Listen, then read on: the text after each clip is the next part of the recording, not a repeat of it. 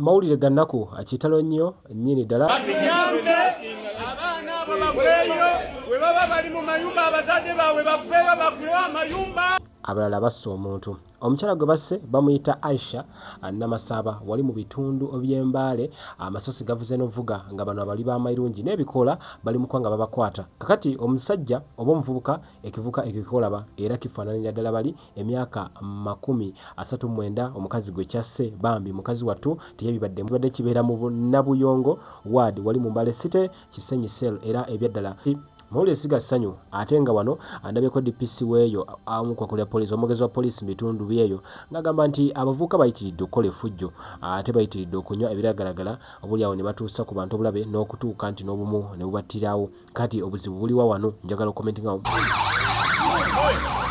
Batwale abaana abo mu mateeka.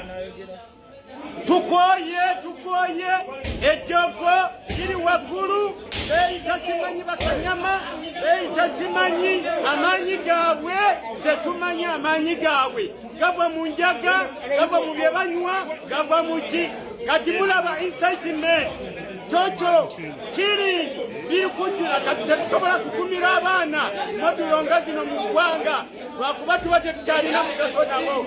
Amateeka gatuyambe gavumenti yaffe tuyambe embeera nga zino tuzijjewo mu bitundu byaffe. Ideally, we've gotten information about the killing of this lady. The details shall be established later, but I'm told there were 3 wrong people behind this. The 2, including the one that have just been rescued from the drive.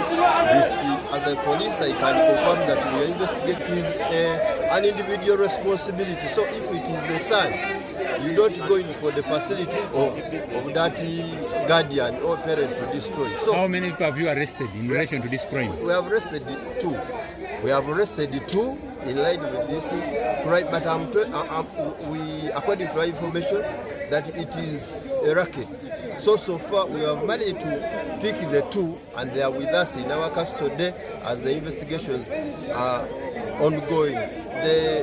The holding charge now is murder, is what we have preferred on these 2 people, including the one that we have just rescued here from the Bita or locals who wanted to reach there. But we are saying when the crime is committed, let us allow the due process to be followed instead of deciding to take the laws into.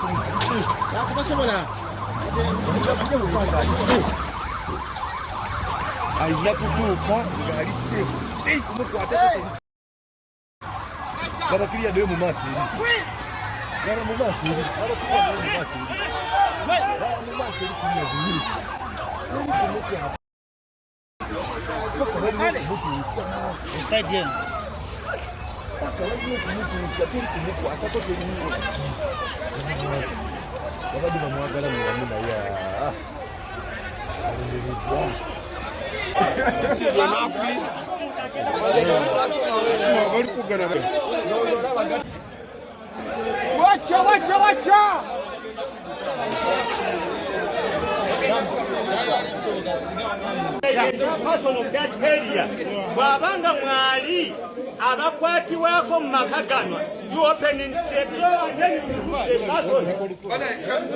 Tetwagala kabuya kolina bwabanga babiri bakubewo amateeka gakwatisa abaana abo gabajjewo. Wetwogera nga bagamba nti abakulembeze batuwalana naye tetubawalana. Gavumenti etuyambe. I talk when they get a person of that place today. Okusooka tugenda kwebaza abatuuze kubanga babadde kaamu. Constitution ya Uganda etulagira okukuuma abantu n'ebintu byabwe. His Excellency the President of Uganda yatugamba nga security tumakinge sure abantu nga babeera comfortable. Bubadde obuvunanyizibwa waffe nga security okubeera nga ekibi tekijjaawo kibi nga tusobola kukkiriza ate madde endala eyingire kubanga tuba tulina okutwala omuntu ono mu mateeka kooti eramule wano kooti yesalawo abatuuze banditwebaziiza olw'okuba nti tusobodde okubeera nga amateeka gakola kuba singa amateeka gabadde tegakoze singa wano emirambo mingi. Njagala kubakubira omulanga abatuuze b'ekitundu kino babeere kaamu.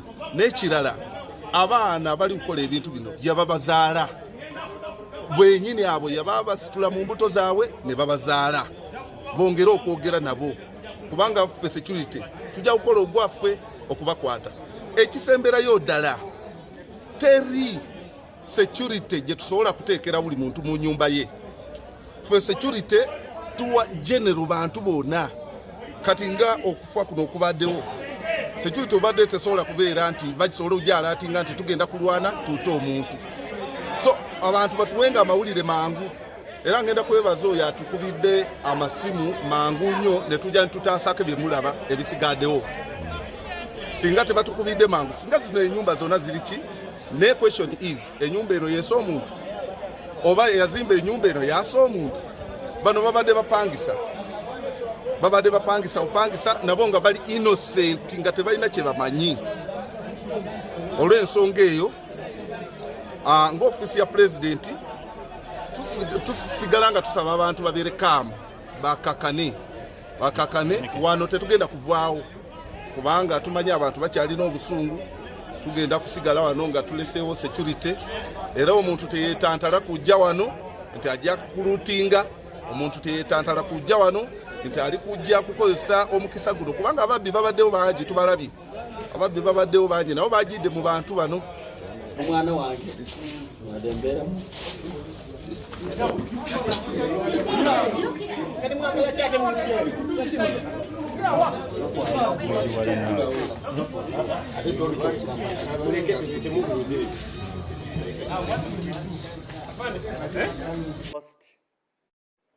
First and foremost, it is against our code for any officer to engage in campaigning for any political actor. You have made reference to one of the officers in Masaka.